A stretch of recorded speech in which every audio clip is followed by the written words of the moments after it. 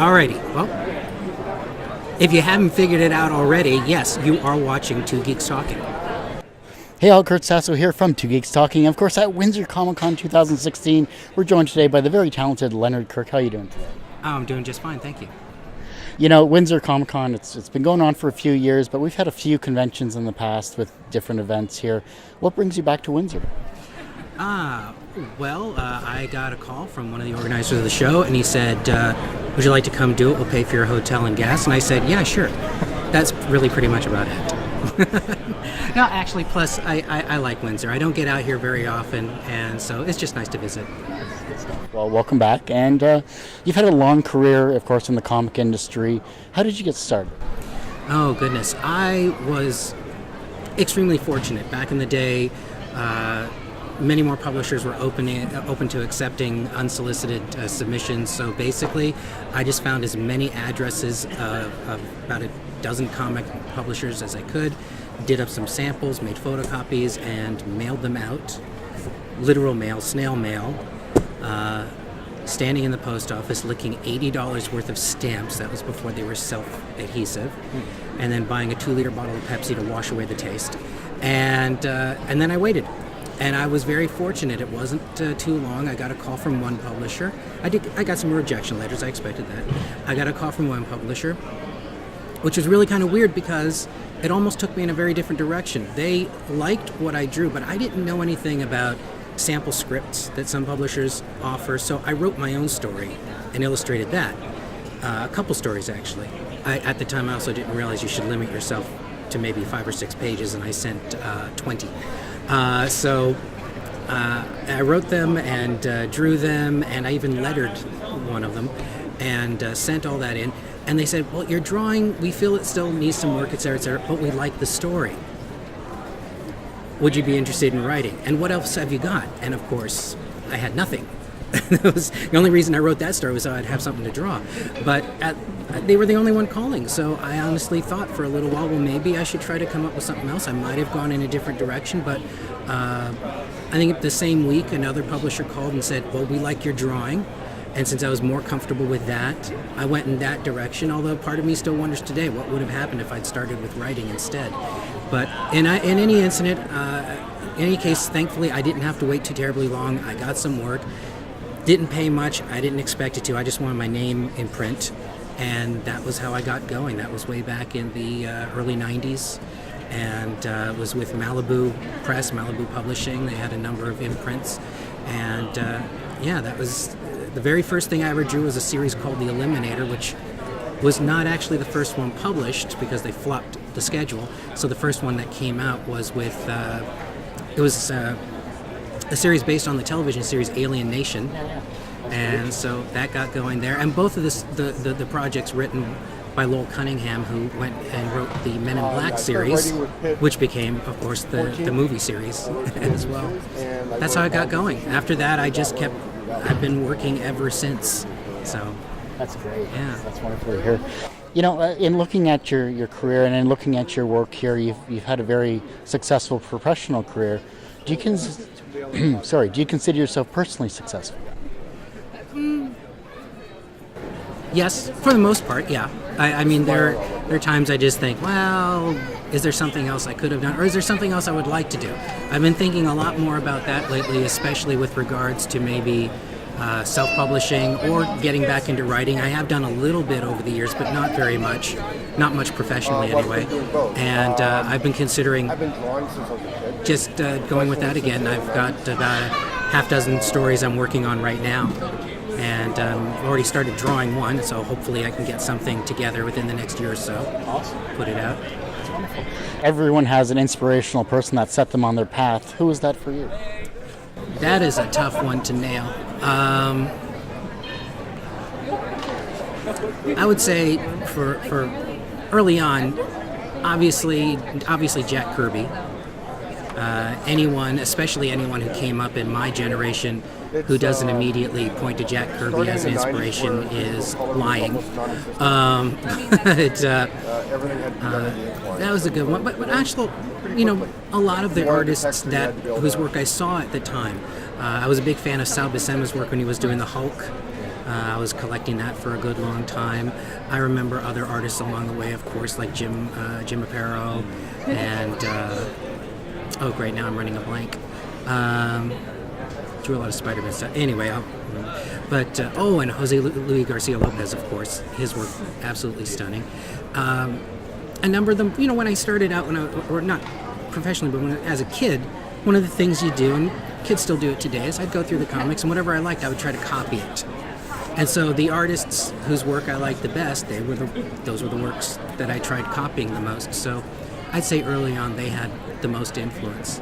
Later in life, probably, if I was going to single it down to one artist who's had more influence on me in the past, say, decade or so, it would have to be Stuart Immonen. His work is just absolutely stunning. I've seen his work, and I've known him for like the past 20 years, I guess, and it just keeps getting better. and it keeps getting diverse. That's another way where he's inspired me as well, is to try to maybe expand and draw in different styles, different fashions, because he's able to do that and either come back or go into something new, and it just still looks amazing. I would say also Mike Mignola recently. Again, within just the past few years, I hadn't really read much of Hellboy until maybe the past decade, and then I started collecting the trades and really getting into it, and watching how his style evolved to being much more, not simplistic, but simple, and yet still delivering the message. And I've looked at that, and I thought maybe one or two projects I wouldn't mind handling, maybe going in that direction, simplifying it. So, yeah, those are some names that definitely pop up. And Colleen Doran, of course, I can't forget her. I remember reading A Distant Soil and getting the chance to, she's been in the business so long as well, and going back through that career, it's just amazing seeing her work and the amount of detail she puts in the pages and the variety of things that she does. So, yeah, those are some names I'd toss out. How do you deal with failure? Well, I mostly cut myself. No, I don't.